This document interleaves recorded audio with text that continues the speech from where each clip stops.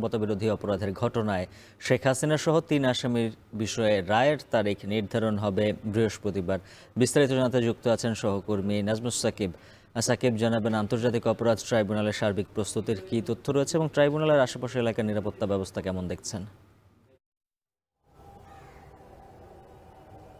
উজ্জ্বল, আপনি জানেন যে আগামীকাল অর্থাৎ বৃহস্পতিবার নাগাদ কিন্তু যিনি প্রধানমন্ত্রী শেখ হাসিনা এবং তিনি সহ সাবেক স্বরাষ্ট্রমন্ত্রী আসাদুজ্জামান খান কামাল এবং পুলিশের যিনি সাবেক মহাপরিদর্শক আব্দুল্লাল মামুন, এই তিনজনের ব্যাপারে কিন্তু যেই তারিখ সেটা কিন্তু নির্ধারণ করার কথা রয়েছে এবং তারই পরিপ্রেক্ষিতে কিন্তু আমরা দেখেছি যে বেশ কিছু আসলে নাশকতা কিন্তু রাজধানী জুড়েই দেখা যাচ্ছে।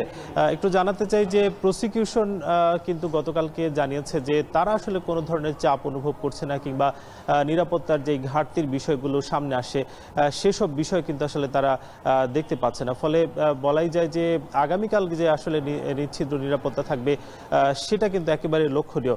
আমরা একটু জানাতে চাই যে আমরা এই মুহূর্তে যে ট্রাইব্যুনালের আশপাশ কিংবা ট্রাইব্যুনালের ভেতর সেটা কিন্তু আমরা দেখেছি যে গত কয়েকদিনের তুলনায় কিন্তু নিরাপত্তা ব্যবস্থা অনেকটাই বাড়ানো হয়েছে এবং যেই প্রবেশপথ রয়েছে কিংবা সেখানে চলাচলের ক্ষেত্রে একেবারে জনসাধারণের সেসব বিষয়গুলো কিন্তু কিছুটা নিয়ন্ত্রিত করা হয়েছে এবং যাওয়া আসার ক্ষেত্রেও কিন্তু জিজ্ঞাসাবাদ করা হচ্ছে যে কোনো ধরনের যাতে অরাজকতা তৈরি না হয়।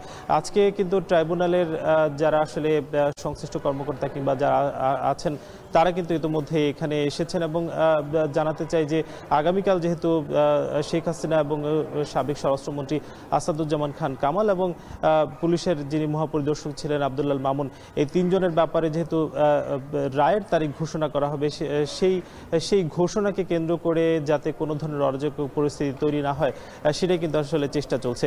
একটু জানাতে চাই যে গত 23 অক্টোবর কিন্তু এই যে যুক্তিতর্ক সেই যুক্তিতর্ক শেষ হয়েছে এবং জানানো হয়েছে 20 দিন পর অর্থাৎ আগামী কাল 13 তারিখ কিন্তু সেই রায়ের তারিখ ঘোষণা করা হবে এবং সেটাকে ঘিরেই কিন্তু রাজধানীতে এক প্রকার নিশ্চিদ্র নিরাপত্তা তৈরি করা হয়েছে এবং হাইকোর্ট বলেন কিংবা ট্রাইব্যুনাল বলেন এই পুরো এলাকা জুড়ে কিন্তু একটা নিরাপত্তার চাদরে ঢেকে দেওয়া হয়েছে।